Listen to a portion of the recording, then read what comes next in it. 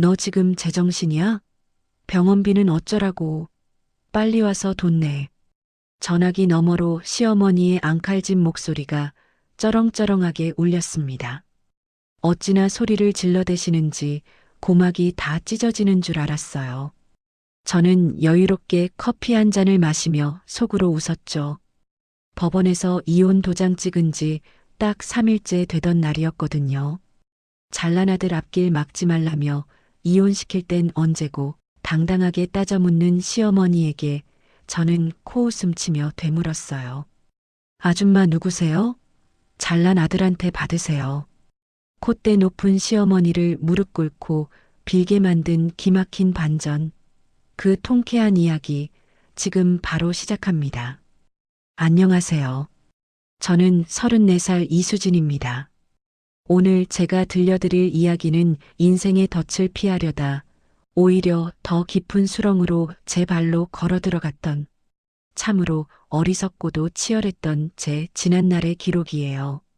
누군가는 사랑이 인생의 전부라 말하지만 저에게 사랑은 철저한 검증의 대상이자 두려움 그 자체였는데 왜 제가 그렇게 방어적인 사람이 될 수밖에 없었는지 그 오래된 기억부터 꺼내봐야 할 것 같아요.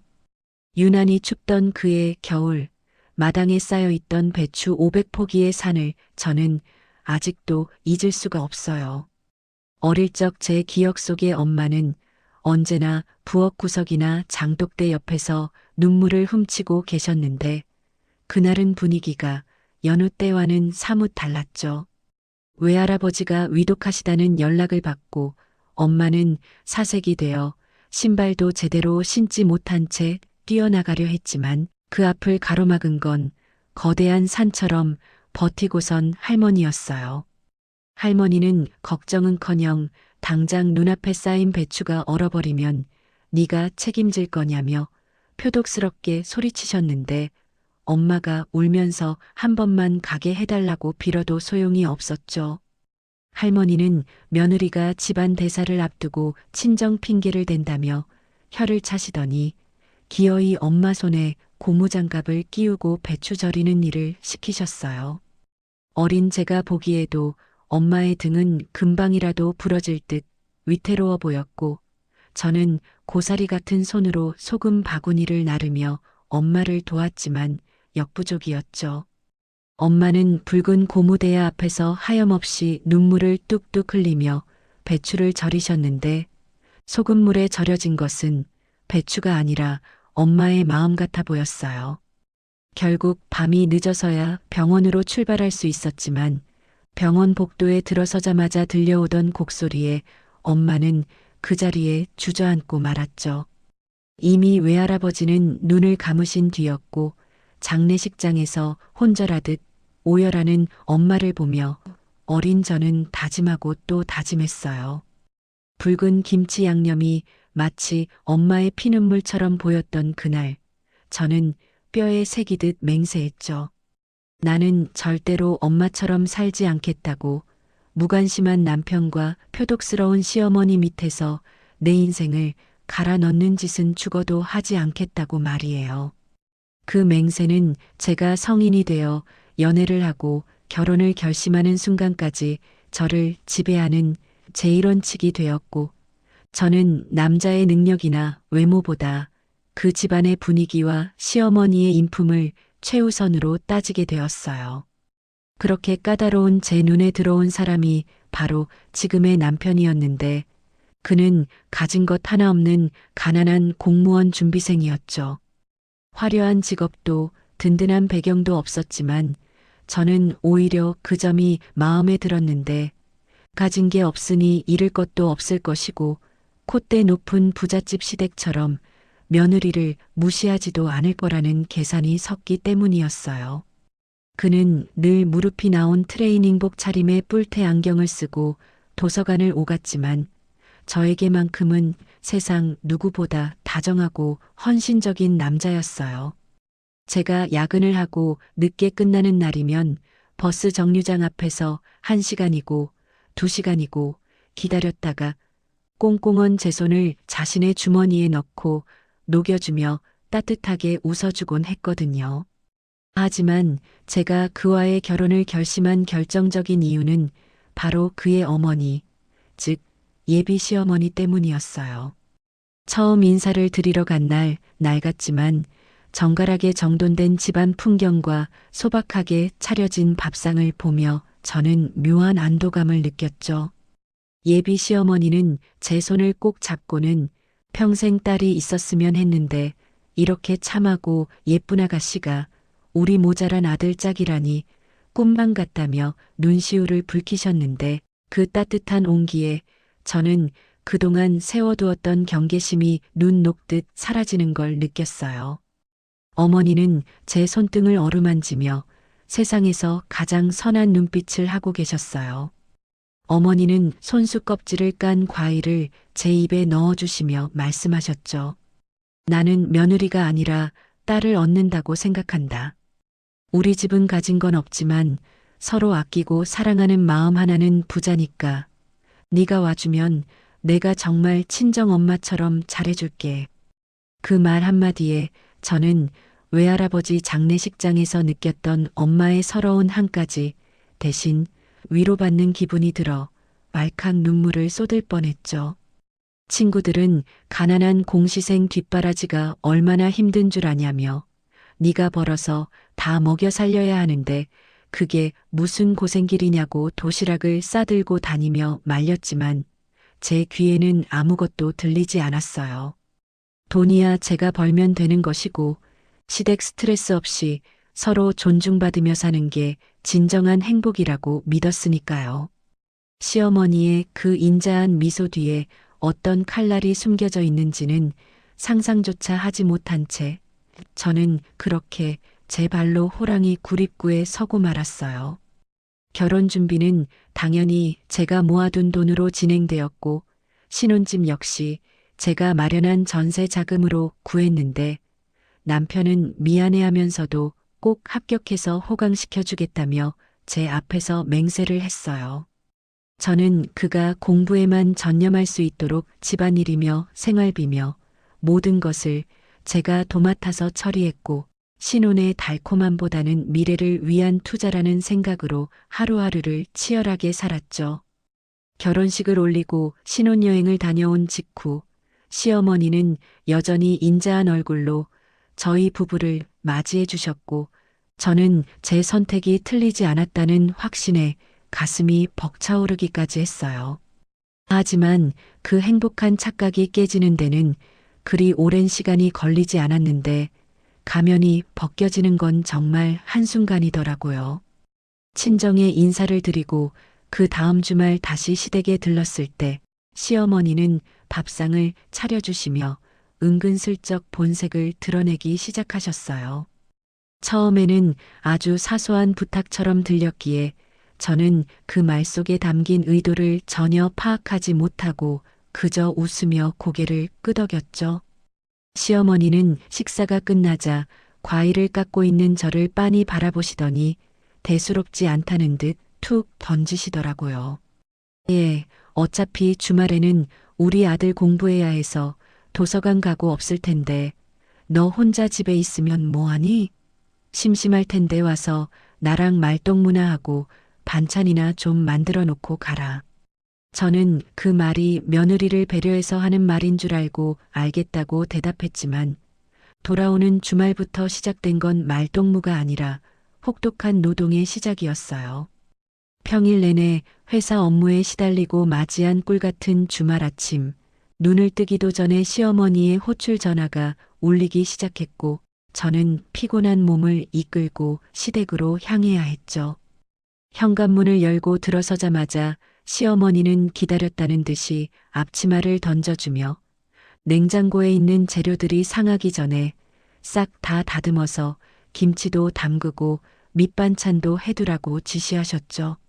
남편은 방에 들어가 공부한다는 핑계로 문을 닫아 걸었고 거실에는 텔레비전 소리와 시어머니의 잔소리만 가득 채워졌는데 저는 싱크대 앞에 서서 산더미처럼 쌓인 팔을 다듬으며 문득 어린 시절 엄마의 모습이 겹쳐 보이는 것 같아 소름이 돋았어요. 하지만 저는 고개를 세차게 저으며 애써 부정했는데 이건 시집살이가 아니라 내가 선택한 가족을 위한 봉사라고, 어머니가 연세가 있으셔서 힘드니까 내가 조금 도와드리는 것뿐이라고 스스로를 세뇌시키듯 합리화했죠. 제가 여기서 힘들다고 내색하면 엄마처럼 살지 않겠다던 제 다짐이 무너지는 것 같아서, 그리고 제 결혼이 실패했다는 걸 인정하는 꼴이 될까봐 오기가 생겨서 더 열심히 칼질을 하고 걸레질을 했습니다. 저녁이 다 되어서야 파김치가 되어 집으로 돌아오는 차 안에서 남편은 미안한 기색도 없이 오늘 반찬 맛있더라며 해맑게 웃는데 순간 울컥하고 화가 치밀어 올랐지만 꾹 참았어요. 아직은 공부하느라 나까지 신경 쓸 겨를이 없어서 그럴 거라고, 합격만 하면 다 보상받을 수 있을 거라고 믿었기 때문이죠. 하지만 그건 저만의 순진한 착각이었고, 시어머니의 요구는 시간이 지날수록 점점 더 대담하고 뻔뻔해지기 시작했어요.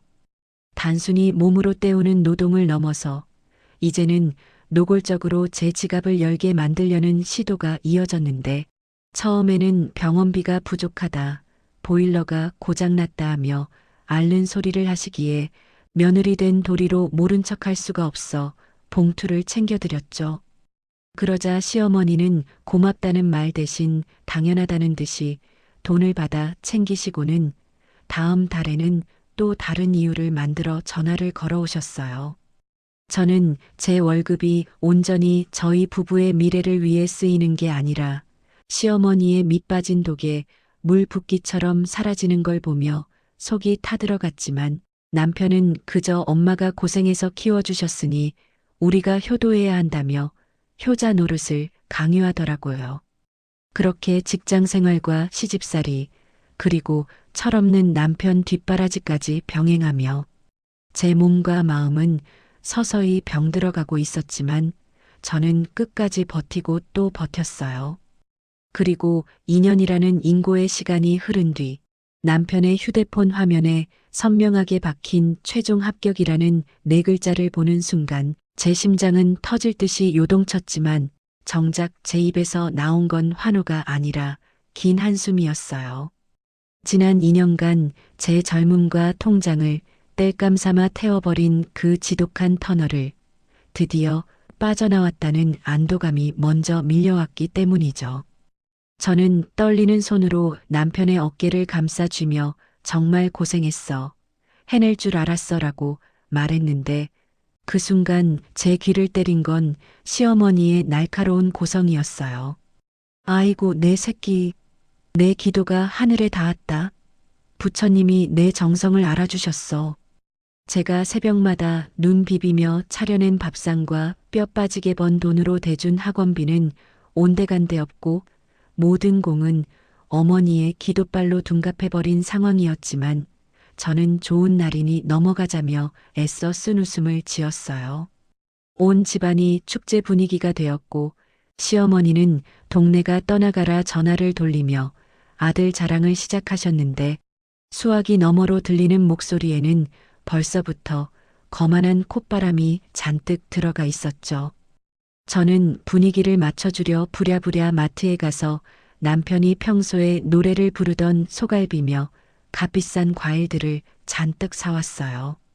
양손 가득 장바구니를 들고 현관에 들어서는 저를 보며 남편이 달려나와 짐을 들어줄 거라 기대했지만 그는 소파 상석에 다리를 꼬고 앉아 TV 채널을 돌리고 있을 뿐이었죠. 눈이 마주친 남편은 짐을 들어주기는커녕 턱으로 부엌을 가리키며 툭 내뱉었어요. 왔어? 엄마 배고프시다는데 얼른 밥상부터 차려. 오늘 같은 날 설마 시시한 반찬 차리는 건 아니지? 그 건조한 말투에 순간 가슴 한구석이 서늘해졌지만 저는 꾹 참고 부엌으로 들어가 앞치마를 둘렀어요. 거실에서는 시어머니와 남편의 웃음소리가 끊이지 않았고 저는 혼자 칼질을 하고 지지고 볶으며 마치 이 집의 식모가 된 듯한 비참함을 맛보아야 했죠.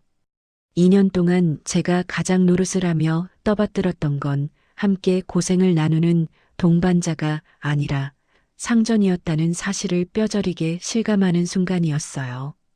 푸짐하게 차려진 밥상 앞에 앉은 남편은 젓가락을 들자마자 묘한 말을 꺼냈어요. 엄마, 나 이번에 연수원 들어가면 동기들하고 모임도 많아질 텐데 옷이랑 구두 좀 싹 새로 맞춰야겠어.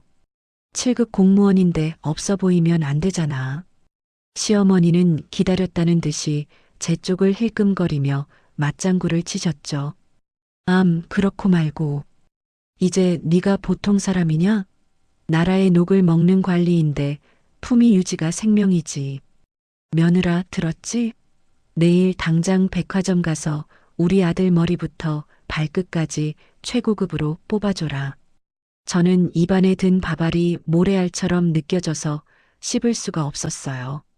합격의 기쁨을 나누기도 전에 또다시 지갑을 열라는 요구도 기가 막혔지만 더 충격적인 건 남편의 태도였죠. 그는 제가 지난 2년 동안 자신을 위해 화장품 하나, 옷 한 벌 제대로 못 사고 헌신했다는 걸 누구보다 잘 아는 사람이었어요. 그런데 미안해하기는커녕 마치 맡겨놓은 돈을 찾아가는 채권자처럼 당당한 눈빛으로 저를 쳐다보더라고요. 왜 대답이 없어? 당신 적금 만기된 거 있잖아. 합격 선물로 해줄 수도 있는 걸. 그게 아까워? 저는 떨리는 목소리로 이제 막 합격했고 발령 나면 월급 나올 텐데 그때 사면 안 될까? 라고 조심스럽게 물었지만 돌아온 건 남편의 차가운 비웃음이었어요. 야, 공무원 사회 위계 질서가 얼마나 엄격한데 처음에 기죽으면 끝까지 무시당하는 거야. 당신은 내 내조를 하는 거야? 아니면 내 앞길을 막는 거야? 앞길을 막는다는 그 말이 비수가 되어 심장에 꽂혔어요. 제가 흘린 피땀 눈물을 순식간에 걸림돌 취급하는 그 뻔뻔함에 말문이 막혀버렸죠. 시어머니는 한술 더 떠서 혀를 차며 거들었어요. 쯧쯧, 여자가 그릇이 작아서 큰일이다. 내 아들이 이제 7급이야, 7급. 너랑은 급이 달라졌다고.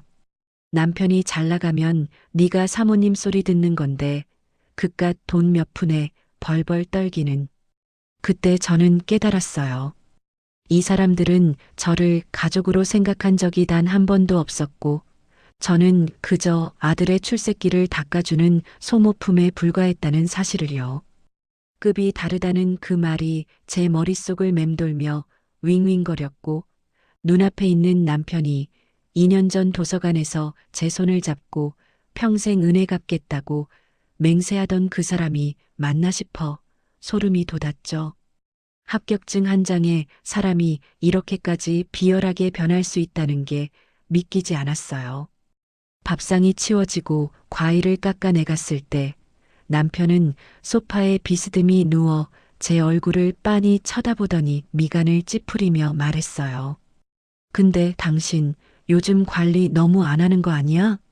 피부도 푸석하고 옷 입는 것도 칙칙하고 나중에 내 동기들 만나거나 회식 자리에 데려가기 좀 그렇겠다.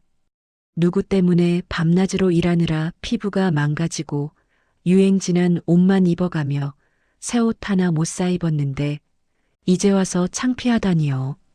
분노가 치밀어 올라 너 공부시킨다고 내가 어떻게 살았는데 그런 말을 해? 라고 소리치고 싶었지만 시어머니가 눈을 부릅뜨고 지켜보는 앞이라 입술을 깨물며 참아야만 했어요. 제가 여기서 화를 내면 그들은 남편 잘 되는 꼴 못 보는 질투 많은 여자로 저를 몰아갈 게 뻔했으니까요. 남편은 제 침묵을 긍정의 의미로 받아들였는지 콧노래를 흥얼거리며 휴대폰을 꺼내 들었어요. 그러고는 동기 단톡방인지 어딘지에 메시지를 보내며 킥킥거리는데 그 가벼운 웃음소리가 제 신경을 날카롭게 긁어댔죠. 저는 도저히 그 자리에 앉아 있을 수가 없어 설거지를 핑계로 부엌으로 도망쳤지만 흐르는 수돗물 소리에도 거실에서 들려오는 두 모자의 대화는 똑똑히 들려왔어요. 엄마, 이번에 합격한 여자 동기들 보니까 다들 세련되고 예쁘더라. 역시 물이 좋아. 그럼 걔네들은 다 배운 집 자식들일 텐데 오죽하겠니? 우리 아들도 인물이 좋아서 어디 가도 안 빠지는데. 그릇을 닦던 수세미가 찢어질 정도로 힘을 주며 저는 억지로 눈물을 삼켰어요. 이 결혼은 실패했다는 걸 인정하기 싫어서 내 선택이 틀리지 않았다는 걸 증명하고 싶어서 그토록 악착같이 버텼는데 결과는 참혹한 배신이었죠. 남편은 합격이라는 날개를 달자마자 저를 헌신짝처럼 취급하고 있었고 시어머니는 저를 아들의 발목을 잡는 짐덩어리로 여기기 시작한 거예요.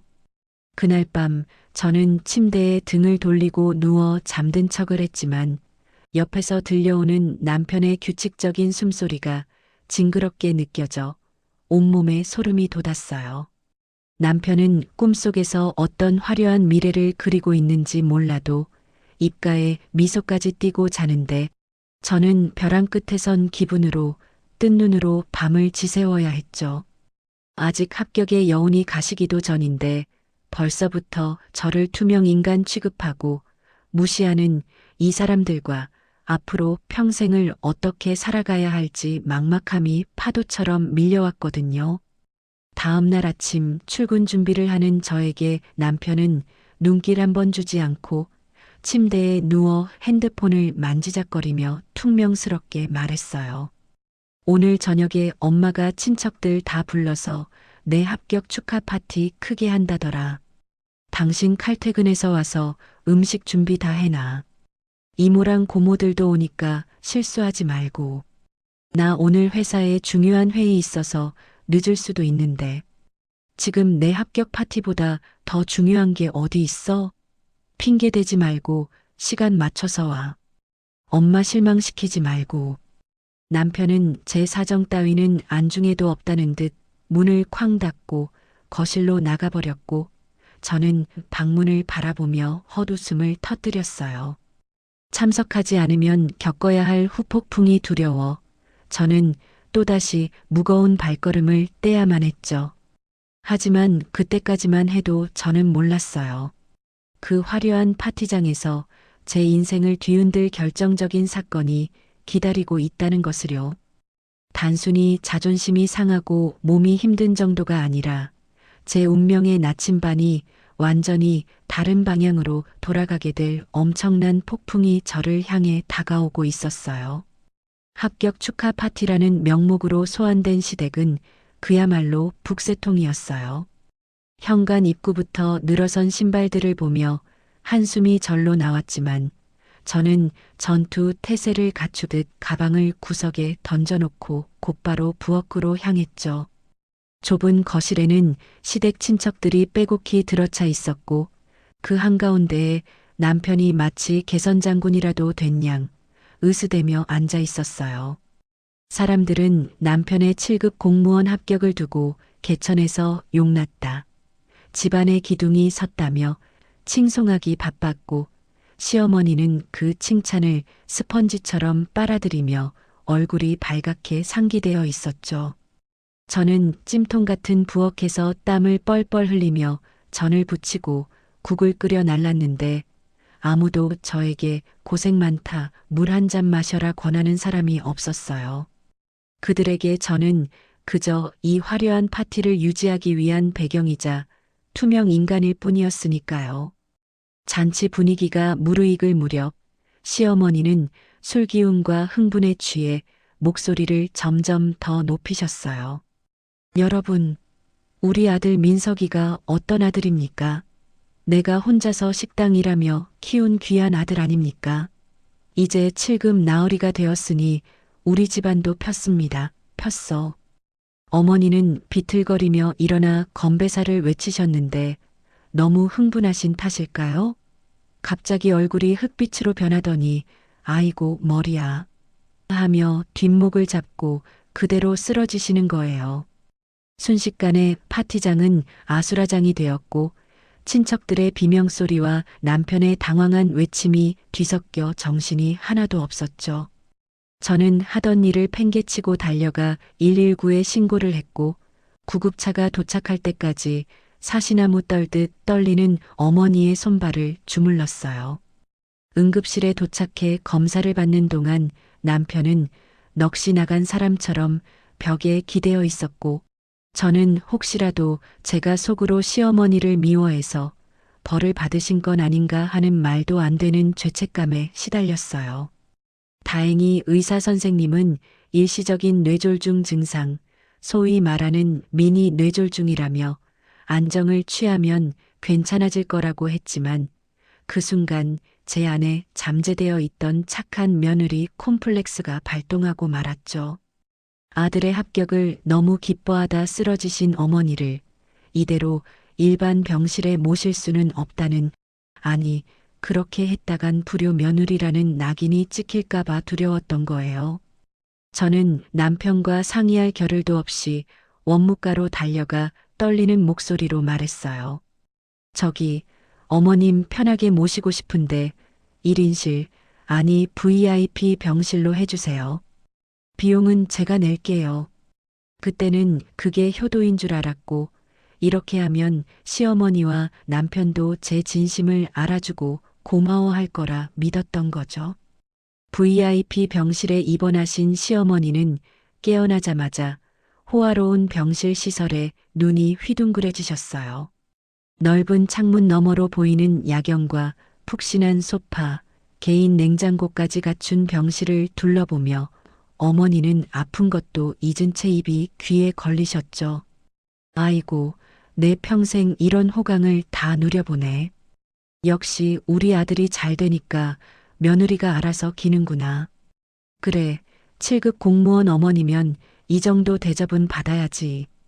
제가 어머니를 생각해 모셨다는 사실은 쏙 빼놓고 오로지 아들의 후광 덕분이라고 생각하시는 어머니의 착각에 말문이 막혔지만 아픈 분께 싫은 소리 하기 싫어 그저 웃어넘겼어요. 그때부터 저의 이중생활, 아니 이중고난이 시작되었는데 공시생 뒷바라지가 끝나니 이제는 시어머니의 수발을 드는 간병인 생활로 바뀌어버린 거였죠. 남편은 합격 축하 모임이다, 동기 회식이다 핑계를 대며 병원에는 코빼기도 비치지 않았고 모든 간병의 책임은 고스란히 제 몫이 되었어요. 저는 매일 죽을 쓰고 과일을 깎아 나르며 시어머니의 비위를 맞췄고 밤에는 보조 침대에서 쪽잠을 자며 어머니의 대소변까지 받아냈어요. 몸이 부서질 것 같았지만 남편이 당신밖에 없다, 나중에 다 갚을 게라고 말해주길 기대하며 버텼죠. 하지만 남편에게 걸려오는 전화는 안부 전화가 아니라 불평 전화뿐이었어요. 여보, 내 와이셔츠 다림질 안 해놨어? 나 내일 중요한 모임 있는데 입고 갈 옷이 없잖아. 병원에서 뭐 하느라 남편 옷 하나 못 챙겨? 병원에서 시어머니 몸 닦아드리느라 손이 부르튼 저에게 남편은 자신의 와이셔츠 타령이나 하고 있었던 거예요. 서운함이 목구멍까지 차올랐지만 병실 침대에 누워 TV를 보며 깔깔거리는 시어머니를 보며 꾹 눌러 삼켰죠. 시어머니는 VIP 병실의 안락함에 취해 퇴원할 생각은 전혀 없어 보이셨고 오히려 며느리의 수발을 당연한 권리처럼 즐기셨어요. 예, 여기 간호사들은 왜 이렇게 늦게 오니? 아, 그리고 내일은 전복죽 좀 쑤어와. 네가 그나마 잘하는 게 전복죽이더라. 저는 로봇처럼 네, 알겠어요 라고 대답하며 병실을 뛰어나가 장을 보고 죽을 쑤어 날랐어요. 그렇게 일주일이 지나고 제 몸무게가 3kg나 빠질 정도로 피로가 극에 달했을 무렵 회사에서 중요한 프로젝트 미팅이 잡혔어요. 도저히 빠질 수 없는 자리라 저는 조심스럽게 시어머니께 말씀을 드렸죠. 어머니, 죄송한데 제가 내일은 회사에 중요한 일이 있어서 병원에 못 올 것 같아요. 하루만 간병인 쓰시거나 남편한테 부탁드리면 안 될까요? 제 말이 끝나기가 무섭게 시어머니의 눈꼬리가 치켜 올라갔어요. 뭐, 간병인? 남편? 야, 네 남편이 어떤 사람인데 감히 똥오줌 받아내라고 해? 그리고 생판 모르는 남한테 내 몸을 맡기라고? 너 지금 시험이 아픈데 회사 핑계대고 꾀부리는 거지? 아니에요, 어머니. 정말 중요한 미팅이라. 시끄럽다. 네가 벌면 얼마나 번다고 유세야? 내 아들 앞길 막지 말고 처신 똑바로 해. 며느리가 시험이 병간호하는 게 당연하지 어디서 말대꾸야. 어머니의 불호령에 저는 더 이상 말을 잇지 못하고 고개를 숙였어요. 결국 저는 회사의 사정을 이야기하고 반차를 써가며 병원을 지켜야 했고 제 커리어는 엉망진창이 되어가고 있었죠. 하지만 제가 아무리 헌신해도 돌아오는 건 따뜻한 말 한마디가 아니라 당연하다는 듯한 멸시와 하대뿐이었어요. VIP 병실료는 하루가 다르게 눈덩이처럼 불어나고 있었지만 남편도 시어머니도 비용에 대해서는 일절 묻지도 꺼내지도 않았어요. 마치 제가 내는 게 너무나 당연한 공식인 것처럼요. 그러던 어느 날 제가 잠시 병원비 중간 정산을 하러 자리를 비운 사이 사건이 터졌어요. 병실 복도를 걸어오는데 열린 문틈으로 시어머니의 통화 소리가 들려왔거든요. 평소보다 더 크고 신나 보이는 목소리였는데 그 내용이 제 발걸음을 그 자리에 얼어붙게 만들었죠. 어머 얘, 여기가 천국이다, 천국. 여기 누워 있으니까 며느리가 밥 다 떠먹여주지, 과일 깎아 바치지, 아주 상전 노릇하니까 살맛 난다, 살맛 나. 이게 다 네가 7급 공무원 되니까 가능한 거 아니겠냐? 예전 같았으면 어디 뻣뻣하게 굴었을 텐데 이제 남편 기에 눌려서 납작 엎드린 꼴 좀 봐라. 아주 고소해 죽겠다. 저는 제 귀를 의심했어요. 제가 진심으로 걱정돼서 헌신한 간병이 저들에겐 그저 남편의 급이 올라가서 며느리가 알아서 기는 행위로 비치고 있었던 거예요. 제가 지난 2년 동안 그리고 지금 이 순간까지 쏟아부은 정성이 시어머니에게는 그저 권력의 굴복한 비굴함으로 해석된다는 사실에 충격에 휩싸여 멍하니 서 있는데 이번에는 남편의 목소리까지 스피커폰 너머로 들려왔어요. 엄마, 좋지? 거봐. 내가 꽉 잡고 사니까 알아서 기잖아. 걔가 나 아니면 어디 가서 공무원 사모님 소리 듣겠어? 맘껏 누려. 병원비 걱정 말고. 오냐, 내 아들 효자다. 근데 회사 핑계대고 너한테 하루만 간병 부탁하라고 징징대더라니까? 기강 좀 더 잡아야겠어. 퇴원하면 아주 혼쭐을 내줄 테다. 두 모자의 깔깔거리는 웃음소리가 복도를 울렸고 저는 들고 있던 영수증을 구겨쥐며 주저앉고 싶었어요. 배신감이라는 단어로는 표현할 수 없는 참담함이 밀려왔죠. 내가 사랑이라고 믿었던 것, 가족이라고 믿었던 것이 철저한 착취와 기만이었다는 사실을 확인 사살당한 기분이었으니까요. 그들은 저를 호구로 보고 있었고 저는 제 발로 그 호구의 늪에 빠져 허우적대고 있었던 거예요. 눈물이 핑 돌았지만 저는 이를 악물고 참았어요. 지금 들어가서 난리 쳐봤자 저만 이상한 사람 취급받을 게 뻔했으니까요. 떨리는 다리를 진정시키며 병실 문을 열고 들어가자 시어머니는 언제 그랬냐는 듯 앓는 소리를 내며 연기를 시작하셨어요. 아이고 며느라, 물 좀 다오. 목이 타서 죽겠네. 저는 아무렇지 않은 척 물을 건넸지만 제 속에서는 이미 뜨거운 불덩이가 치밀어 오르고 있었어요. 이대로는 안 된다. 더 이상 바보처럼 당하고만 살 수는 없다는 생각이 머릿속을 가득 채웠죠. 하지만 아직은 때가 아니었어요. 저들이 저를 얼마나 더 바닥까지 끌어내리려는지 그 끝을 보고 싶다는 오기가 생겼거든요. 그리고 며칠 뒤 제가 회사 일로 도저히 시간을 뺄 수 없어 딱 하루 병원을 비우게 된 날이 왔어요. 간병인도 구하지 못한 상태라 시어머니의 온갖 구박과 잔소리를 감내하며 출근했지만 오후가 되자마자 제 휴대폰이 요란하게 울리기 시작했죠. 발신자는 시어머니였지만 전화를 받자마자 들려온 목소리는 시어머니가 아니라 아주 낯선 그리고 불길한 기운을 가득 담은 여자의 목소리였어요. 그것이 제 인생을 완전히 뒤집어 놓을 폭풍의 시작인 줄은 전화를 받을 때까지만 해도 전혀 짐작하지 못했죠. 여보세요? 이수진 씨? 누구냐고 물을 새도 없이 그 여자는 마치 제 속을 꿰뚫어 보는 듯한 말투로 쏘아붙이기 시작했어요. 알고 보니 시어머니가 평소에 용하다고 그렇게 입이 마르게 칭찬하던 그 무당 친구 천보살이었죠. 시어머니 병문안을 왔다가 제 사주를 한번 봐주겠다며 넉살 좋게 전화를 바꿔달라고 했다는 거예요. 하지만 그 입에서 나온 말은 덕담이 아니라 저주에 가까운 악담이었어요. 아이고, 며느리가 영 아니네. 목소리만 들어도 기가 꽉 막힌 게 남편 앞길 꽉꽉 막을 상이야. 얘만 없었으면 자네 아들 7급이 뭐야. 행정고시 패스해서 장차관까지 갈 인물인데 며느리가 발목을 잡고 있구만. 순간 제 머릿속이 하얗게 변했어요.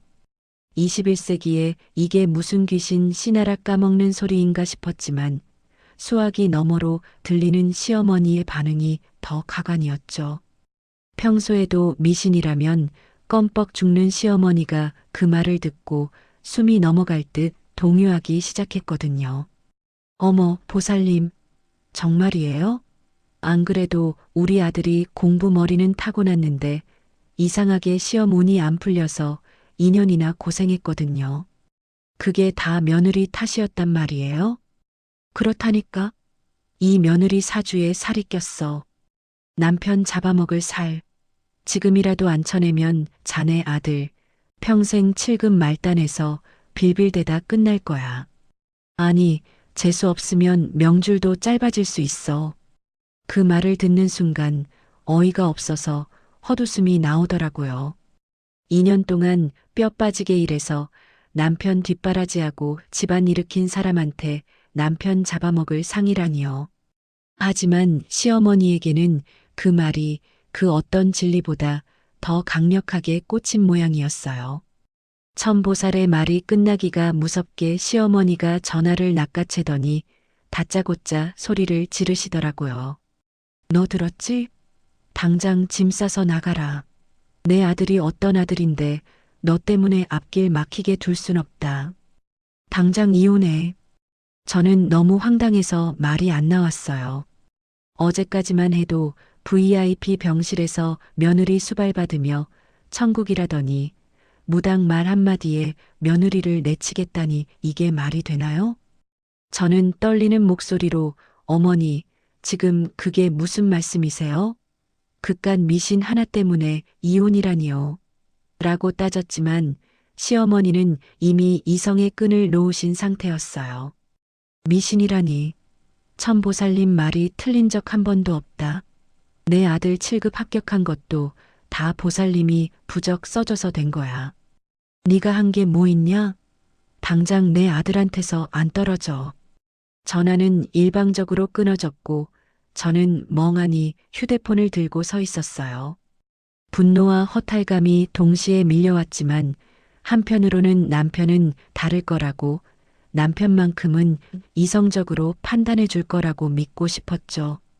그는 공무원 시험까지 합격한 지성인이니까요. 그래서 바로 남편에게 전화를 걸었어요. 어머니가 이상한 무당 말만 믿고 이러시는데 네가 중간에서 잘 좀 말씀드려 보라고 이게 말이 되는 상황이냐고 하소연하려고요. 하지만 신호음이 몇 번 가기도 전에 전화를 받은 남편의 목소리는 예상외로 차분했어요. 아니, 차분하다 못해 냉정했죠.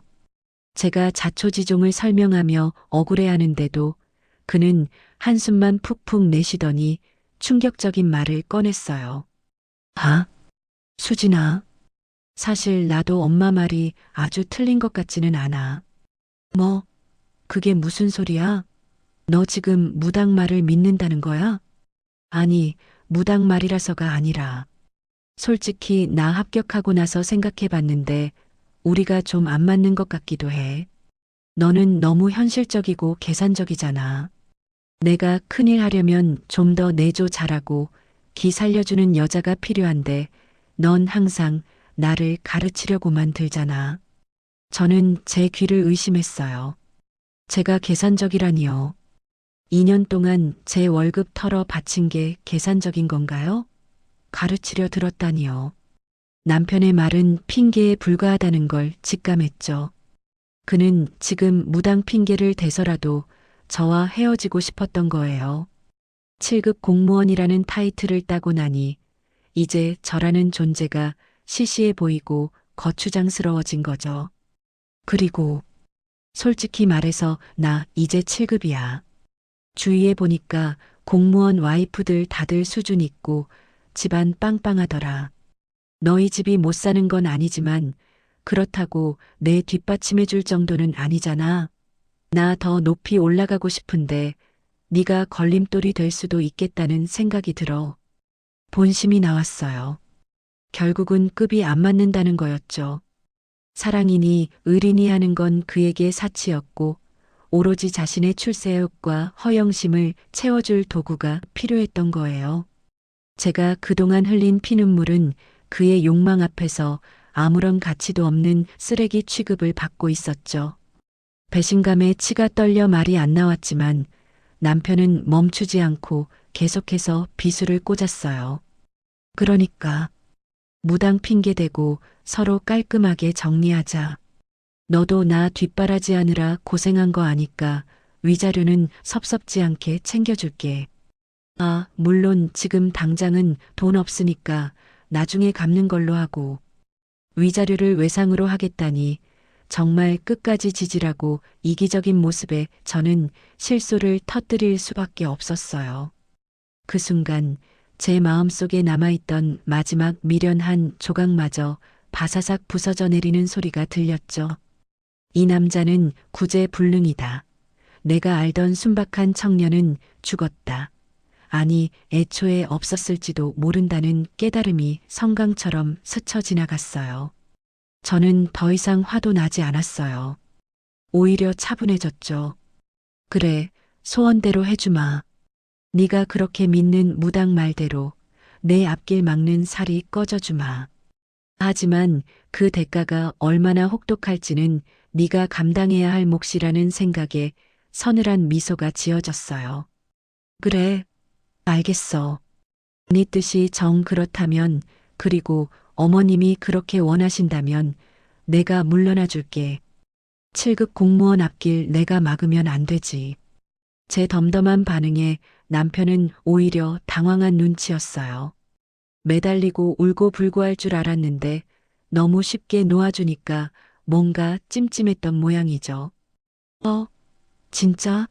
너 정말 후회 안 해? 나중에 다시 붙잡아도 소용없어. 후회는 네가 하게 될 거야. 어쨌든 알겠어. 서류 정리해서 연락할게. 전화를 끊고 나서 저는 멍하니 창밖을 바라보았어요. 2년이라는 시간, 사랑이라고 믿었던 모든 것들이 신기루처럼 사라져버린 허망함에 가슴이 뻥 뚫린 것 같았죠. 하지만 눈물은 나지 않았어요. 슬픔보다는 탈출했다는 해방감이, 그리고 이 쓰레기 같은 인간들에게서 벗어날 수 있다는 안도감이 더 컸으니까요. 하지만 그냥 물러설 수는 없었어요. 그들이 저에게 준 모욕과 상처를 그대로 돌려줘야만 제 속이 풀릴 것 같았죠. 병원에 있는 시어머니는 지금쯤 아들을 깨어냈다는 승리감에 도취해 콧노래를 부르고 계실 테고 남편은 자유를 얻었다며 샴페인이라도 터뜨리고 있겠죠. 그들이 모르는 사실이 하나 있었는데 바로 그들이 지금 누리고 있는 그 호화로운 VIP 병실을 누가 부잠하고 있는지였죠. 저는 조용히 지갑을 열어 병원 원무과 영수증을 꺼내 들었어요.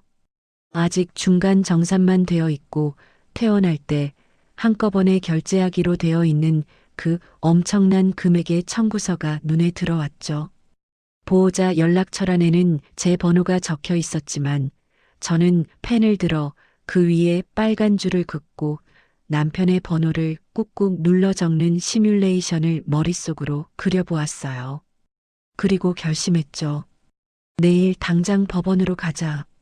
이혼 도장을 찍는 그 순간이 바로 나의 복수가 시작되는 순간이 될 것이라고요. 그들이 그토록 원하던 이혼이라는 선물을 주되 그 포장지 안에는 감당하기 힘든 폭탄을 함께 넣어주겠다고 다짐했어요. 밤새 잠 한숨 못 잤지만 피곤하지 않았어요. 오히려 정신이 맑아지고 몸에 활력이 도는 기분이었죠. 다음 날 아침 저는 가장 단정하고 세련된 옷을 꺼내 입고 평소보다 공들여 화장을 했어요. 거울 속에 비친 제 모습은 더 이상 시집살이에 찌든 며느리가 아니라 새로운 인생을 앞둔 당당한 커리어 우먼이었죠. 법원으로 향하는 길, 하늘은 유난히 맑았고 바람은 상쾌했어요.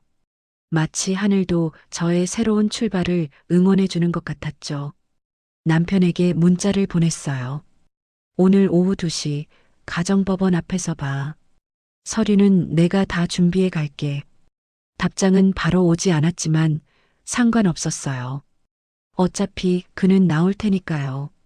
엄마의 성화에 못 이기는 척 하지만 속으로는 쾌재를 부르며 달려 나올 그 얼굴을 생각하니 헛웃음이 나왔어요. 이제 정말 끝이구나, 아니 새로운 시작이구나 되뇌며 저는 법원 계단을 또각또각 밟고 올라갔어요. 그리고 그곳에서 마주할 남편의 얼굴, 이혼 도장을 찍고 난 후 그가 짓게 될 표정, 그리고 며칠 뒤 병원에서 벌어질 일들을 상상하며 저는 입꼬리를 살짝 올렸어요. 법원 앞 벤치에 앉아 시계를 보니 약속 시간 5분 전이었어요. 저 멀리서 남편이 걸어오는 모습이 보였는데 걸음걸이가 어찌나 가벼워 보이던지 춤이라도 추는 줄 알았죠. 저를 보자마자 짓는 표정에는 미안함이나 아쉬움은 눈 씻고 찾아봐도 없었고 오히려 귀찮은 숙제를 드디어 끝낸다는 홀가분함만이 가득했어요. 남편은 벤치에 털썩 앉으며 대뜸 서류부터 찾았어요. 준비해 왔어? 빨리 끝내고 가자. 나 오늘 동기들 모임 있어서 바빠. 그 말을 듣는데 실소가 터져 나오더라고요. 2년 넘게 한 이불 덮고 산 아내와 이혼하러 온 사람이 할 소리인가요? 하지만 저는 감정을 낭비하고 싶지 않아서 아무 말 없이 서류 봉투를 내밀었어요. 남편은 서류를 꼼꼼히 읽어보지도 않고 이름과 주민번호를 쓱쓱 적어 내려갔는데 그 손놀림에 망설임이라곤 일도 없었죠. 마치 오랫동안 기다려온 순간을 맞이하는 사람처럼요. 저도 떨리는 손을 진정시키며 도장을 찍었어요. 붉은 인주가 종이 위에 선명하게 찍히는 순간 묘한 쾌감이 등골을 타고 흘렀어요. 드디어 이 지옥 같은 시월드에서 탈출한다는 해방감과 동시에 앞으로 펼쳐질 그들의 파국을 지켜볼 생각에 짜릿함마저 느껴졌거든요. 서류 접수를 마치고 법원을 나오는데 남편이 제 쪽은 쳐다보지도 않고 허공에 대고 말하더라고요. 어쨌든 고생했다. 위자료는 내가 나중에 꼭 챙겨줄 테니까 걱정 말고. 그리고 엄마한테는 내가 잘 말씀드릴게. 너도 좋은 사람 만나. 그 뻔뻔한 멘트에 저는 대꾸할 가치도 못 느껴서 그저 그래. 너도 꼭 네 수준에 맞는 잘난 여자 만나서 행복해라라고 짧게 받아쳤어요. 남편은 그 말이 비꼬는 건 줄도 모르고 당연하지 하며 씩 웃더니 뒤도 안 돌아보고 택시를 잡아타고 사라져버렸죠. 택시 뒷좌석에 앉아 멀어지는 그의 뒤통수를 보며 저는 속으로 중얼거렸어요. 그래, 지금 실컷 웃어더라. 3일 뒤에도 그 웃음이 나오나 보자. 집으로 돌아와 짐을 싸는데 생각보다 챙길 게 없었어요. 2년 동안 살면서 제 몫으로 산 물건이 거의 없었거든요. 옷 몇 벌, 화장품 몇 개, 그리고 제가 결혼 전부터 아끼던 책들. 그게 전부였어요. 짐을 싸면서 눈물이 날 줄 알았는데 오히려 콧노래가 나왔어요. 이 집구석에 제 흔적을 남기고 싶지 않아서 칫솔 하나까지 싹 챙겨 나왔죠. 그리고 마지막으로 병원 원무과에 전화를 걸었어요. 네, VIP 병실 김영자 환자 보호자인데요. 제가 급한 사정이 생겨서 보호자 연락처를 남편으로 변경하려고요. 네, 번호 알려드릴게요. 수화기 넘어 직원의 알겠습니다라는 대답을 듣고 저는 조용히 통화 종료 버튼을 눌렀어요. 이제 모든 준비는 끝났죠. 저는 캐리어를 끌고 친정으로 향했어요. 엄마는 갑작스러운 제 등장에 놀라셨지만 자초지종을 듣고는 저를 끌어안고 펑펑 우셨어요. 내 새끼, 그동안 얼마나 힘들었을꼬. 잘했다. 잘했어. 그런 집구석에 미련 가질 거 없다. 이제 엄마랑 아빠가 다 지켜줄게. 엄마의 품에 안겨 그제야 저도 참았던 눈물을 쏟아냈어요. 서러움의 눈물이 아니라 안도감의 눈물이었죠. 그렇게 친정에서의 평화로운 3일이 흘러갔어요. 휴대폰은 일부러 꺼두지 않았어요. 남편이나 시어머니에게서 연락이 올까봐 궁금하기도 했고, 혹시라도 제가 안 받는 사이에 무슨 일이 생길지 모니터링해야 했으니까요. 하지만 정말 놀랍게도 그 3일 동안 시댁에서는 전화 한 통, 문자 한 통 없었어요. 저는 내심 시어머니가 밥 안 해오고 뭐 하냐며 전화할 줄 알았거든요. 그런데 생각해보니 그럴 만도 했어요. 아마 시어머니는 이렇게 생각하고 있었을 거예요. 내가 헤어지라고 했다고 전화 한 통 안 하는 거야? 독한 년 며칠 있다가 잘못했다고 빌러오겠지. 그때 아주 기를 팍 죽여놔야지. 며느리가 없어진 빈자리를 아들이 채워줄 거라 굳게 믿으며 간호사들에게 우리 아들이 7급 공무원이다 자랑하느라 시간 가는 줄 몰랐을 게 눈에 선했어요. 남편도 마찬가지였겠죠. 이혼 서류 접수하고 나서 해방감에 젖어 친구들과 술 마시고 놀러 다니느라 정신없었을 거예요. 병원에 있는 엄마는 간병인이나 병원 직원들이 알아서 해주겠지. 병원비는 퇴원할 때 생각하자며 안일하게 미뤄뒀을 게 뻔했고요. 두 사람은 폭풍전야의 고요함 속에서 각자 헛된 꿈을 꾸며 3일이라는 골든타임을 허비하고 있었던 거죠. 그리고 드디어 운명의 3일째 되는 날 아침이 밝았어요. 시어머니의 퇴원 예정일이었죠. 저는 아침 일찍 일어나 따뜻한 커피를 마시며 휴대폰을 테이블 위에 올려두고 기다렸어요. 마치 영화의 클라이맥스를 기다리는 관객처럼 심장이 두근거리기 시작했죠. 오전 10시가 조금 넘었을까 드디어 휴대폰 진동이 울리기 시작했어요. 액정에 뜬 이름은 시어머니. 아니, 이제는 남인 아줌마였죠. 저는 전화를 바로 받지 않고 뜸을 들였어요.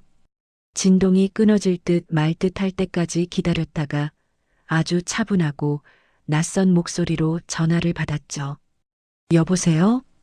수화기 너머에서는 예상대로 시어머니의 앙칼진 목소리가 고막을 때렸어요. 너 어디야? 오늘 나 퇴원하는 날인 거 몰라? 와서 짐도 싸고 수속도 밟아야지. 여태 코빼기도 안 비치고 뭐 하는 거야? 아직 상황 파악이 전혀 안 되신 모양이었어요. 저는 입가에 비릿한 미소를 머금고 최대한 예의 바르지만 소름 끼치게 차가운 톤으로 대꾸했죠. 마치 고객센터 상담원처럼요. 전화 잘못 거신 것 같은데요. 누구시죠? 잠시 정적이 흐르더니 시어머니가 기가 막힌다는 듯 소리를 질러댔어요. 뭐, 누구냐니? 시엄이다. 너 지금 나랑 장난하냐? 미쳤어? 저는 태연하게 연기를 이어갔어요. 전 남편 어머님 되시는군요. 저희 3일 전에 법원에서 이혼 도장 찍었는데요. 아직 모르셨나 봐요? 뭐, 이혼? 수화기 너머로 시어머니가 숨을 들이키는 소리가 들렸어요. 믿기지 않는다는 듯 말을 더듬으시더라고요. 그게 무슨 소리야? 무당 말만 믿고 그러네 어쩌네 하더니 진짜로 도장을 찍었단 말이냐? 아니, 그래도 그렇지. 사람이 도리가 있지. 시어미가 태어나는 데 와서 마무리는 해야 할 거 아니냐? 끝까지 며느리 탓, 도리 타령을 하는 그 뻔뻔함에 혀를 내둘렀지만 이제는 화도 나지 않았어요. 저는 결정타를 날리기 위해 숨을 골랐죠. 어머님, 착각하지 마세요. 어머님이 무당 말 듣고 헤어지라고 하셔서 소원 들어드린 거잖아요. 앞길 막기 싫어서 비켜드렸는데 고마워하셔야죠. 그리고 저 이제 남남이라 어머님 병실 갈 의무도 없고 이유도 없습니다. 이 독한 년아, 그럼 병원비는 어떡하고? 드디어 본론이 나왔네요.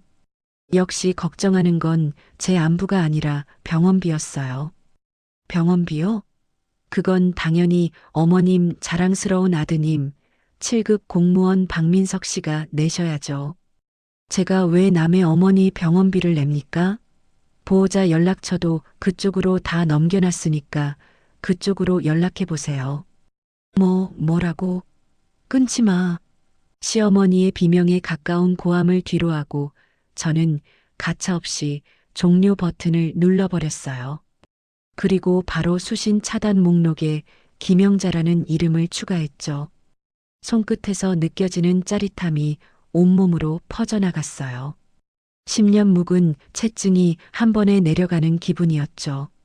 하지만 이게 끝이 아니었어요. 시어머니는 당황해서 분명 아들에게 전화를 걸었을 테고 이제 곧 남편의 전화가 걸려올 차례였으니까요. 아니나 다를까 1분도 채 지나지 않아 박민석이라는 이름이 화면에 떴어요. 저는 커피를 한 모금 여유롭게 마신 뒤 천천히 전화를 받았어요. 여보세요? 이수진, 너 지금 어디야? 엄마한테 무슨 짓을 한 거야? 병원에서 퇴원 수속 안 된다고 난리 났잖아. 남편의 목소리는 다급함과 분노로 떨리고 있었어요. 무슨 짓이라니? 난 그냥 사실대로 말했을 뿐이야. 우리 이혼했고 난 이제 남남이라고. 병원비는 아들인 네가 내는 게 맞잖아. 너 미쳤어? VIP 병실료가 얼만지 알아? 내가 지금 그 돈이 어디 있어? 네가 내기로 했었잖아. 내가? 언제? 나 이제 내 와이프 아니야. 그리고 위자료도 외상으로 하겠다는 사람이 무슨 염치로 나한테 병원비를 내래? 네가 그렇게 자랑하던 7급 공무원 파워로 어떻게든 해봐. 끊는다. 이수진, 잠깐만. 여보. 남편의 애원 섞인 비명이 들려왔지만 저는 다시 한번 종료 버튼을 누르고 그 역시 차단 목록에 넣어버렸어요. 이제 공은 그들에게 넘어갔어요. 1,000만 원에 달하는 병원비 폭탄을 안고 패닉에 빠져 있을 모자의 모습이 눈앞에 그려지는 듯 했죠. 병원 원무과 직원들의 재촉, 퇴원을 못하고 발이 묶인 시어머니의 굴욕, 그리고 돈 나올 구멍 없이 발만 동동 구르고 있을 남편의 절망. 그 모든 것이 제가 당했던 고통의 대가이자 그들이 자초한 인과응보였어요. 3일간의 정적이 깨지고 이제 그들만의 지옥도가 펼쳐질 시간이었죠. 저는 창밖을 보며 조용히 응조렸어요. 이제 시작이야. 지옥에 온 걸 환영해. 제가 전화를 뚝 끊고 차단해버린 뒤 제 휴대폰은 잠잠해졌지만 그 너머의 상황은 불을 보다 뻔했죠.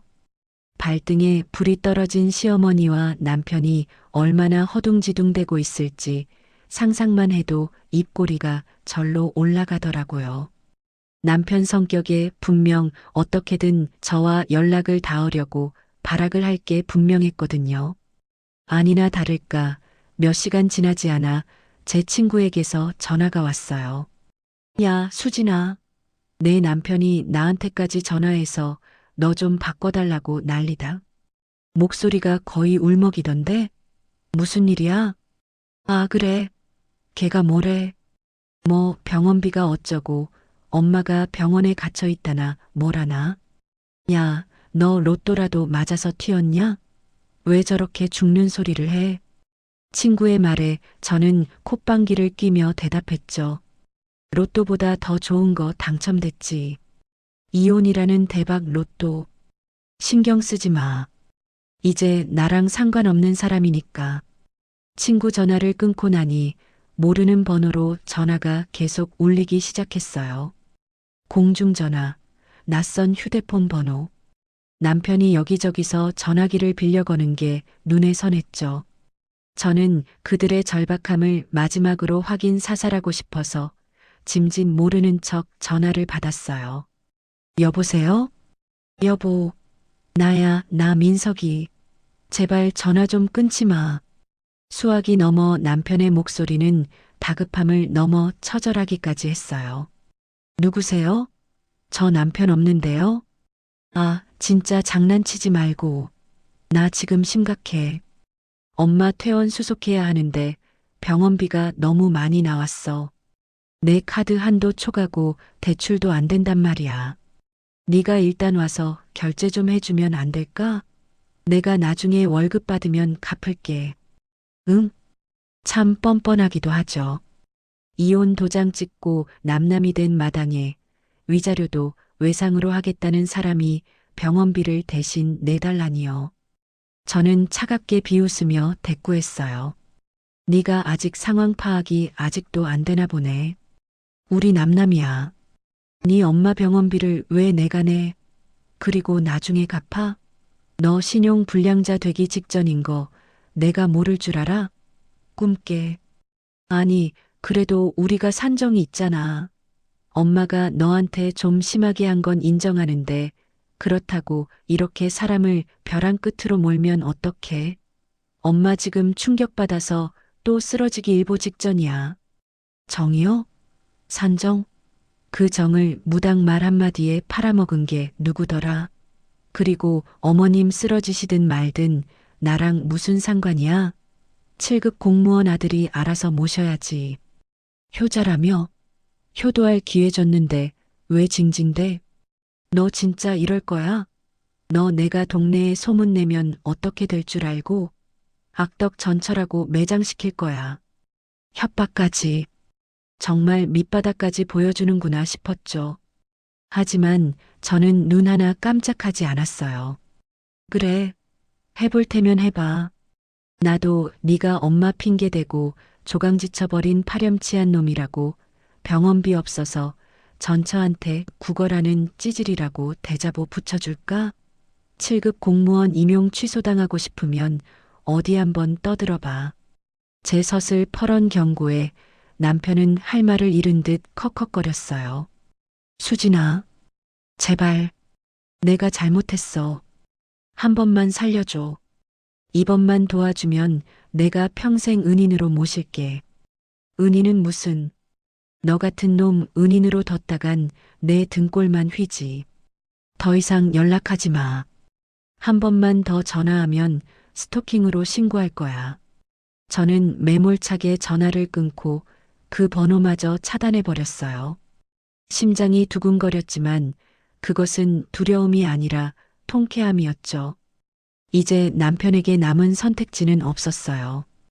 은행 대출도 안 되고 카드 한도도 막혔고 주변 친구들에게 빌리기에는 금액이 너무 크고 자존심도 상했겠죠. 그때 문득 예전에 남편이 지나가는 말로 했던 이야기가 떠올랐어요. 요즘 공무원 합격증만 있으면 바로 대출해준다는 데가 많다더라 하며 길거리 명함을 주워보던 모습이요. 저는 직감했죠. 아, 이 인간 급한 김에 사채 쓰겠구나. 은행 문턱도 못 넘는 지금 상황에서 당장 1,000만 원 가까운 돈을 구할 곳은 거기뿐이었으니까요. 그날 저녁 저는 홀가분한 마음으로 친정 식구들과 저녁을 먹고 있었는데 모르는 번호로 짧은 문자가 하나 왔어요. 돈 해결했다. 더러워서 내가 낸다. 다시는 마주치지 말자. 역시나 돈 해결했다는 말은 곧 빚을 졌다는 말과 동의어였죠. 더러워서라는 표현을 썼지만 사실은 엄마 등살에 그리고 병원 직원들의 눈총에 못 이겨 울며 겨자 먹기로 서명했을 게 뻔했어요. 저는 답장을 보내는 대신 조용히 그 번호까지 차단하고 입가에 미소를 띠며 와인 잔을 들었어요. 그리고 한 달 뒤 건너 들려온 소식은 제 예상을 한치도 빗나가지 않았어요. 동네 미용실 원장님이 저희 친정 엄마에게 넌지시 물어보더래요. 아니, 사돈댁 말이야. 무슨 빚쟁이들이 찾아오고 난리가 났다는데 수진이 이혼하길 천만다행이지 뭐야. 그 시어머니 태어나자마자 며느리 욕을 그렇게 하고 다니더니 밤에 집에서 웬 남자들이랑 고함 지르고 싸우다가 또 119 실려갔대. 그 말을 전해 듣는 순간 퍼즐이 완벽하게 맞춰지는 기분이었어요. 사채업자들에게 돈을 빌려 급한 불은 껐지만 그 이자가 감당 못할 수준이었겠죠. 거기다 퇴원하자마자 며느리 탓하며 싸우다가 화병이 도지셨을 테고요. VIP 병실에서 누리던 호사는 이제 지옥의 독촉 전화로 바뀌어 그들을 괴롭히고 있었던 거예요. 저는 씁쓸하면서도 한편으로는 후련한 마음으로 엄마에게 말했어요. 엄마 거봐. 내가 뭘 했어. 엄마처럼 안 산다고 했잖아. 나 이제 진짜 자유야. 엄마는 말없이 제 손을 꼭 잡아주셨고 저는 그 따뜻한 온기를 느끼며 다짐했어요. 이제 내 인생의 주인공은 나라고 다시는 누군가의 들러리로 살지 않겠다고요. 그들의 몰락은 이제 시작일 뿐이었고 저는 그 불구경을 가장 좋은 자리에서 가장 편안한 마음으로 지켜볼 준비가 되어 있었답니다. 전 남편의 직장에 사채업자들이 들이닥쳤다는 소식을 듣고 며칠 뒤였어요. 따스한 오후 햇살이 거실 안으로 길게 들어와 앉아있던 평화로운 주말, 엄마와 함께 드라마를 보며 여유롭게 과일을 깎아먹고 있는데 갑자기 현관벨이 미친 듯이 울리기 시작했어요. 딩동딩동 하는 평범한 알림음이 아니라 누군가 주먹으로 문을 쾅쾅 두드리며 배를 쉴 새 없이 연타하는 아주 무례하고 다급한 소음이었죠. 인터폰 화면을 확인하러 가신 엄마의 표정이 순식간에 굳어지시더니 입술을 파르르 떠시더라고요. 세상에 여기가 어디라고 감히. 엄마의 등 뒤로 다가가 화면을 본 저는 숨이 턱 막히는 것 같았어요. 화면 속에는 헝클어진 머리에 며칠은 못 씻은 듯 꾀재재한 몰골을 한 전 남편과 환자복 바지 위에 낡은 카디건 하나만 대충 걸친 시어머니가 서 있었으니까요. 눈빛은 초점을 잃은 채 번들거리고 있었고 그 모습은 마치 빚쟁이들에게 쫓기다 못해 벼랑 끝에서 지푸라기라도 잡으려는 굶주린 짐승들 같았어요. 심장이 쿵 떨어지는 것 같은 충격도 잠시 제 안에서는 깊은 곳에서부터 뜨거운 분노가 용암처럼 차올랐죠. 그때 방에 계시던 아버지가 소란스러움에 나오셔서 인터폰을 받으셨어요. 누구요? 여기가 어디라고 와서 행패야? 장인어른, 저예요. 문 좀 열어주세요. 제발 한 번만 만나주세요. 스피커를 뚫고 나오는 전 남편의 목소리는 비명에 가까웠어요. 예전에 그 거만하고 뻣뻣했던 목소리는 온데간데 없고 살려달라고 애원하는 패배자의 울부짖음만이 가득했죠. 아버지는 단호하게 돌아가라, 경찰 부르기 전에라고 으름장을 놓으셨지만 그들은 물러설 기색이 전혀 아니었어요. 오히려 시어머니까지 가세해서 철문을 부서져라 두드리기 시작했으니까요. 수진아, 엄마 왔다. 문 좀 열어봐라. 애미야, 네가 어떻게 나한테 이럴 수 있니? 동네 사람들이 다 들을 만큼 고래고래 소리를 지르는 통에 복도가 쩌렁쩌렁 울렸어요. 이웃들에게 피해가 갈까봐, 그리고 더 이상의 추태를 막기 위해 아버지는 굳은 표정으로 어쩔 수 없이 현관문을 열어주셨어요. 문이 열리자마자 두 사람은 기다렸다는 듯이 집 안으로 들이닥쳤죠. 거실 한가운데 선 그들의 꼴은 정말 가관이라는 말로도 부족했어요. 7급 공무원 합격했다고 빳빳하게 달인 와이셔츠만 찾던 그 깔끔 떨던 남자가 맞나 싶을 정도였죠. 시어머니 역시 머리는 산발을 하고 눈밑이 퀭하게 꺼져 있어 흡사 귀신 같은 몰골이었고요. 전 남편은 저를 보자마자 바닥에 무릎을 꿇고 기어와 제 바짓단을 붙잡고 매달렸어요. 여보, 아니 수진아, 나 좀 살려줘. 빚쟁이들이 직장까지 찾아와서 나 곧 잘리게 생겼어. 감사실 불려가고 난리도 아니야. 이번 한 번만 도와주면 내가 평생 종처럼 살게. 시키는 거 다 할게. 응? 그의 손에서 전해지는 땀의 축축함과 떨림이 역겨워 저는 벌레를 털어내듯 그의 손을 거칠게 뿌리치며 차갑게 내려다봤어요. 누구세요? 남남된 지가 언젠데 아직도 여보 타령이야? 그리고 종, 내가 너 같은 종 둬서 뭐해? 너같이 종이 무슨 필요가 있다고. 꿈깨. 너 말 다 했냐? 그래도 한때 네 남편이었던 사람한테 그게 무슨 말버릇이야. 사람이 정이 있지 어떻게 이렇게 매정해. 시어머니가 꽥 소리를 질렀지만 예전에 그 서슬 퍼런 기세는 온데간데 없고 악의 받침 비명 소리처럼 들릴 뿐이었어요.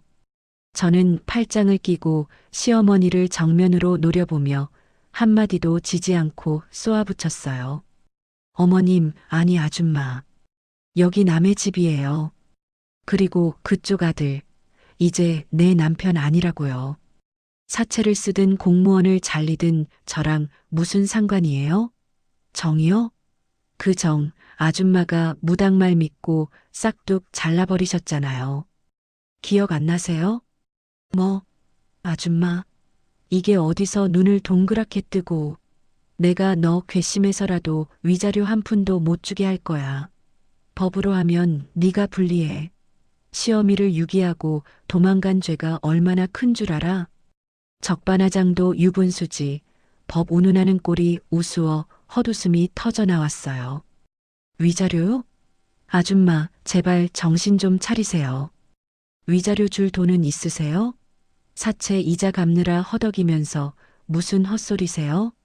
그리고 6.25?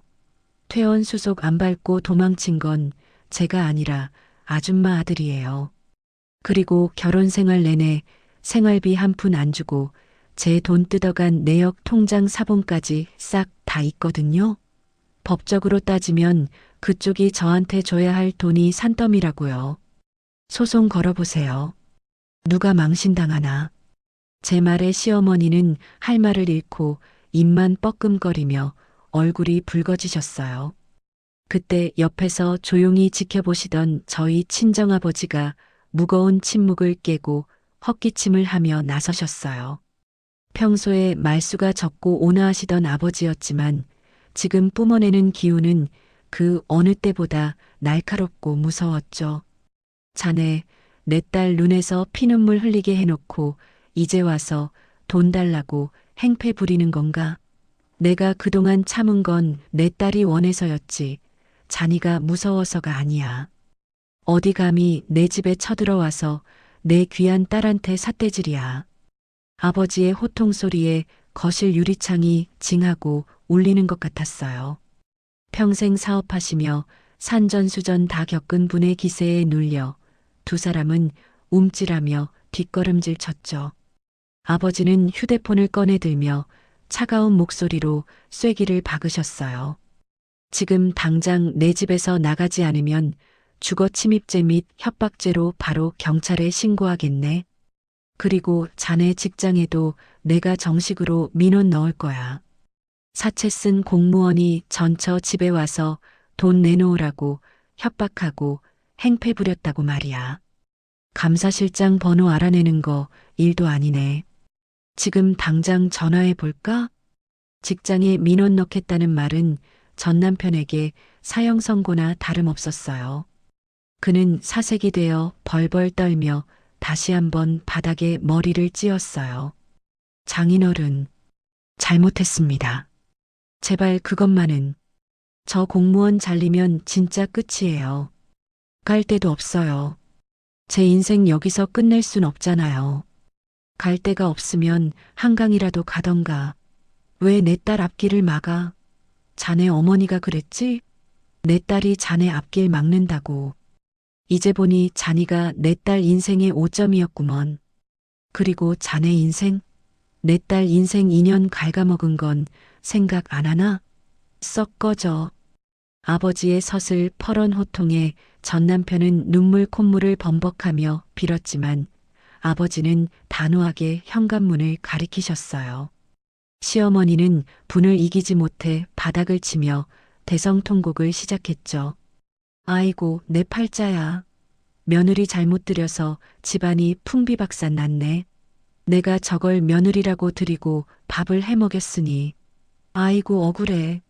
무당년이 며느리 내보내면 대박 난다더니 쪽박을 차게 생겼네. 드디어 본심이 나왔네요. 무당 탓, 며느리 탓. 저는 그 꼴을 보며 마지막으로 확인 사살을 했어요. 아줌마, 착각하지 마세요. 아줌마가 저 내쫓은 거예요. 기억 안 나세요? 아, 그리고 그 무당, 아줌마 돈 떨어지니까 연락 끊었다면서요? 친구 관리나 잘하시지 엄한 며느리 잡다가 이 꼴 나신 거 다 자업자득이에요. 인과응보라고요. 너 그 말 어디서 들었어? 시어머니의 눈동자가 흔들렸어요. 전곡을 찔린 거죠. 세상에 비밀이 어디 있어요? 동네방네 소문 다 났던데. 아들 사채 쓰고 엄마는 며느리 쫓아냈다가 쪽박 찼다고. 쪽팔리지도 않으세요? 동네 사람들 다 손가락질하는데 여기 와서 행패 부릴 시간이 있으세요? 아, 내가 너 가만 안 둬. 저주할 거야. 시어머니는 귀를 막고 악에 바친 비명을 질렀고 전 남편은 그런 엄마를 부축하지도 못하고 넋이 나간 채 멍하니 서 있었어요. 그때 밖에서 경찰차 사이렌 소리가 들려왔어요. 엄마가 아까 몰래 안방에 들어가서 신고를 하신 거였죠. 경찰들이 들이닥치자 두 사람은 혼비백산했어요. 제복 입은 경찰관 2명이 들어와 상황을 살피며 물었죠. 신고받고 왔습니다. 무슨 일이시죠? 아버지는 점잖게 하지만 단호하게 말씀하셨어요. 이 사람들이 남의 집에 무단으로 침입해서 돈을 요구하며 협박하고 행패를 부리고 있어. 우리 가족 신변이 위협받고 있으니 다신 얼씬도 못하게 조치 좀 취해 주시오. 접근 금지 신청도 바로 할 겁니다. 경찰관들이 전 남편과 시어머니의 팔을 잡고 끌어내려 하자 그들은 바닥에 드러누워 발버둥 치며 최후의 발악을 했어요. 안 가, 못 가. 돈 내놓기 전엔 한 발자국도 못 나가. 수진아 돈 좀 줘라. 우리 죽는다. 100만 원이라도 줘. 그 추태를 보며 저는 고개를 돌려버렸어요. 한때 가족이라고 믿었던 사람들의 밑바닥을 보는 건 통쾌함을 넘어서 역겨움과 비참함이 느껴질 정도였거든요. 짐짝처럼 끌려나가는 전 남편과 눈이 마주쳤는데 그의 눈빛은 원망과 절망 그리고 비굴함이 뒤섞여 있었어요. 수진아, 수진아, 제발. 그의 애처로운 부름에도 저는 현관문을 쾅 닫아버렸어요. 철커덕 도어락 잠기는 소리가 마치 제 인생의 지긋지긋한 한 챕터가 완전히 닫히는 소리처럼 들렸죠. 집안에는 다시 평화로운 정적이 찾아왔고 엄마는 떨리는 제 손을 꼭 잡아주셨어요. 잘했다. 속이 다 시원하다. 이제 진짜 끝난 거야. 다시는 저런 것들이 우리 딸 얼씬도 못하게 할 거니까 걱정 마. 응, 엄마. 진짜 끝났어. 창밖을 내다보니 경찰차 뒷좌석에 구겨지듯 태워지는 두 사람의 모습이 보였어요. 붉은색과 푸른색 경광등 불빛 아래 일그러진 그들의 얼굴은 마치 욕망과 허영이 빚어낸 괴물들처럼 보였죠. 저는 그 모습을 제 눈과 머릿속에 똑똑히 새겨두었어요. 다시는 저런 사람들에게 휘둘리지 않겠다는 경각심을 위해서, 그리고 오늘 느낀 이 완벽한 해방감을 평생 잊지 않기 위해서요. 그날 밤 경찰차에 실려가며 악다구니를 쓰던 두 사람의 모습은 제 인생에서 가장 강렬한 마침표가 되었어요. 폭풍 같은 소동이 지나간 후 저는 마치 긴 잠에서 깨어난 듯 머릿속이 맑아지는 것을 느꼈죠. 그동안 착한 며느리, 헌신적인 아내라는 족쇄에 묶여 스스로를 갉아먹고 있었다는 사실을 뼈저리게 깨달았거든요. 다음 날 아침 저는 아버지의 서재로 들어가 단호하게 말씀드렸어요. 아빠, 저 회사 일 제대로 배우고 싶어요. 그냥 이름만 걸어놓는 거 말고 밑바닥부터 다시 시작해서 진짜 제 능력으로 인정받고 싶어요. 아버지는 껄껄 웃으시며 제 어깨를 두드려 주셨죠. 그래, 내 딸 눈빛이 이제야 살아났구나. 어디 한번 마음껏 펼쳐봐라. 그때부터 저의 진짜 인생 이막이 시작되었어요. 친정회사는 식품 유통을 하는 탄탄한 중소기업이었는데 저는 낙하산이라는 소리를 듣기 싫어서 남들보다 1시간 일찍 출근하고 제일 늦게 퇴근하며 업무를 익혔어요. 시집살이하며 갈고 닦은 눈칫밥과 까다로운 시어머니 비위 맞추며 터득한 협상 스킬이 의외로 비즈니스 현장에서 빛을 발하더라고요. 까다로운 거래처 사장님들의 마음을 사로잡고 복잡하게 얽힌 문제들을 하나하나 풀어가면서 저는 일하는 재미에 푹 빠져들었죠. 특히 제가 기획한 신제품 런칭 프로젝트가 대박을 터뜨리면서 회사 내에서도 입지를 단단히 굳히게 되었어요. 사장님 딸이 아니라 일 잘하는 이수진 팀장으로 불리기 시작했을 때의 그 짜릿함이란 2년 동안 남편 뒷바라지하며 칭찬 한 번 못 듣고 무시만 당했던 서름을 한 방에 날려버리는 기분이었죠. 통장에 찍히는 월급의 액수도 달라졌지만 무엇보다 제 자존감이 수직 상승했다는 게 가장 큰 수확이었어요. 제가 승승장구하며 커리어 우먼으로서의 삶을 만끽하는 동안 전 남편과 시어머니의 소식은 아주 가끔 바람결에 들려오는 흉흉한 소문으로 접할 수 있었어요. 그 소문들은 하나같이 인과응보라는 사자성어를 떠올리게 하는 내용들이었죠. 친정집에 와서 난동을 부린 그날 이후 전 남편은 결국 공무원 품위 유지 위반으로 정직 처분을 받았다고 해요. 빚쟁이들이 구청 앞에서 시위를 하는 바람에 도저히 버틸 수가 없었던 거죠. 정직 기간 동안 월급도 제대로 안 나오는데 사채 이자는 눈덩이처럼 불어나니 결국 그는 스스로 사표를 쓸 수밖에 없었다고 하더라고요. 그토록 자랑하던 목숨보다 귀하게 여기던 7급 공무원 타이틀을 빚 때문에 제 발로 걷어차버린 셈이에요. 백수가 된 전 남편은 빚쟁이들을 피해 이리저리 도망다니는 신세가 되었는데 들리는 말로는 지방의 어느 공사판에서 막노동을 하며 하루살이처럼 살고 있다고 해요. 2년 동안 펜대만 굴리던 고운 손으로 벽돌을 나르고 시멘트를 비비고 있을 모습을 상상하니 참 인생 모양이라는 말이 절로 나오더라고요. 한때는 저를 급이 안 맞는다며 무시했던 그 남자가 이제는 저와는 비교조차 할 수 없는 밑바닥 인생으로 추락한 거죠. 시어머니의 말로는 더 비참했어요. 아들이 실직하고 빚더미에 앉아 화병이 도져서 진짜로 몸져 눕게 되셨는데 병원비가 없어서 제대로 된 치료는커녕 약도 제때 못 드신다고 해요. 좁은 월세방에서 하루 종일 누워 천장만 바라보며 내가 미쳤지. 복덩이 며느리를 내 발로 걷어차고 하며 뒤늦은 후회의 눈물을 흘리고 계신다는 소문이 동네방네 퍼졌죠. 하지만 이미 버스는 떠났고 엎질러진 물은 다시 주워 담을 수 없는 법이잖아요. 어느 날 거래처 미팅을 마치고 고급 레스토랑에서 저녁을 먹고 나오는데 발레 파킹을 기다리는 제 눈앞에 낯익은 실루엣이 스쳐 지나갔어요. 허름한 점퍼에 모자를 푹 눌러 쓰고 전단지를 돌리고 있는 초라한 행색의 남자. 네, 바로 전 남편이었어요. 그는 지나가는 사람들에게 고개를 숙이며 전단지를 내밀고 있었는데 사람들은 그를 투명 인간 취급하거나 귀찮다는 듯 손을 휘저으며 피해갔죠.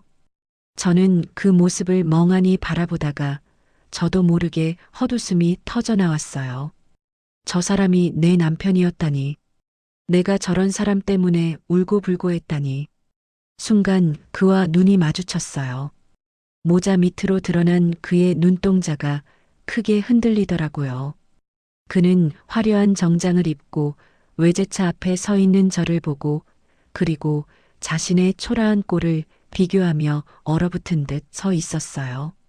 입술이 달싹거리며 뭔가 말하려는 것 같았지만 저는 그에게 일말의 여지도 주지 않았어요.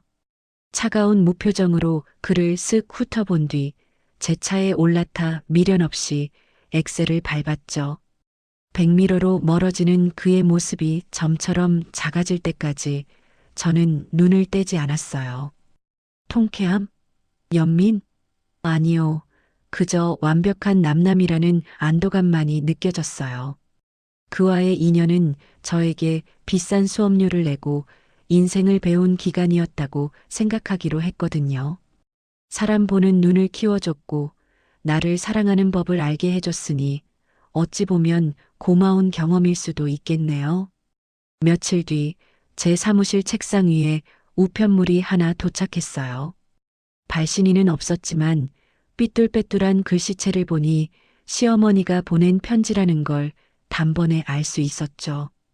봉투를 열어보니 구구절절한 사연이 적힌 편지 한 장이 들어 있었어요.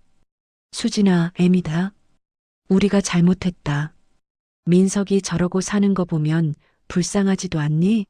네가 마음이 넓으니까 한 번만 용서해주면 안 되겠니? 우리가 죽을 죄를 지었다. 제발 밥 한 끼만 같이 먹자. 편지를 읽는 내내 기가 막혀서 웃음밖에 안 나오더라고요. 끝까지 며느리 탓, 며느리에게 구걸. 이 사람들은 정말 변하지 않는구나. 갱생 불가능이구나 싶었죠. 저는 그 편지를 곱게 접어 쓰레기통에 처박았어요. 답장을 해줄 가치도 동정을 베풀 이유도 없었으니까요. 그들에게 필요한 건 돈이 아니라 뼈저린 반성과 참회겠지만 그럴 위인들이 아니라는 걸 너무나 잘 알고 있었죠. 저는 창밖으로 펼쳐진 도심의 야경을 바라보며 와인 잔을 들었어요. 유리창에 비친 제 모습은 그 어느 때보다 빛나고 있었죠. 외할아버지의 장례식장에서 엄마처럼 살지 않겠다고 다짐했던 그 어린 소녀와의 약속을 비록 먼 길을 돌아왔지만 결국은 지켜낸 것 같아서 가슴 한구석이 뭉클해졌어요. 똥차가 가고 벤츠가 온다는 말이 있죠? 저는 그 말을 조금 수정하고 싶어요. 똥차를 내다버려야 내가 벤츠가 될 수 있다고요. 저는 이제 누군가의 아내, 누군가의 며느리가 아니라 제 인생의 운전대를 잡고 당당하게 질주하는 오너 드라이버가 되었어요.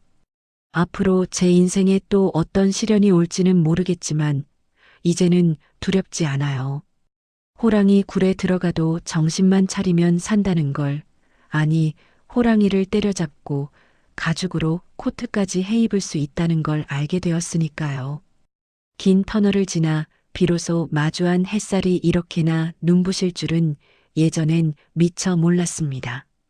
엄마의 눈물을 보며 자란 어린 소녀가 엄마와 똑같은 전철을 밟을까봐 두려움에 떨던 제가 이제는 그 두려움을 깨고 당당하게 홀로 서기에 성공했습니다. 가족이라는 이름으로 강요된 희생이 사랑이 아니었음을 깨닫는데 참 오랜 시간이 걸렸지만 그 시간을 건너온 덕분에 저는 지금의 단단한 나를 만날 수 있었어요. 제 이야기가 지금 어딘가에서 숨죽여 울고 계실 누군가에게 작은 용기가 되었으면 좋겠습니다. 나를 갉아먹는 관계를 끊어낼 용기, 내 인생의 주인은 오직 나뿐이라는 믿음, 그리고 언제든 다시 시작할 수 있다는 희망을요. 저는 이제 과거의 상처를 훈장 삼아 더 넓은 세상으로 나아갑니다. 여러분의 삶에도 저처럼 시원한 반전과 따뜻한 봄날이 찾아오기를 진심으로 기도하겠습니다. 오늘 들려드린 수진 씨 이야기 어떻게 들으셨나요? 엄마처럼 살지 않겠다며 그토록 발버둥 쳤지만 결국 피하고 싶었던 운명과 마주해야 했던 수진 씨. 하지만 그녀는 주저앉아 우는 대신 스스로 그 운명의 고리를 끊어내는 길을 선택했습니다. 남편과 시댁의 무리한 요구, 억울한 누명, 그리고 끝까지 이기적이었던 그들의 모습에 치가 떨리기도 했지만 결국 그 모든 것이 수진 씨를 더 단단하게 만드는 계기가 되었네요. 누군가를 위한 희생이 아니라 오로지 나 자신을 위해 살아갈 때 인생은 비로소 빛난다는 걸 다시 한번 깨닫게 되는 시간이었습니다. 수진님께 응원의 댓글을 남겨주세요. 큰 위로가 돼줄 거예요. 오늘도 끝까지 함께 해주셔서 감사합니다.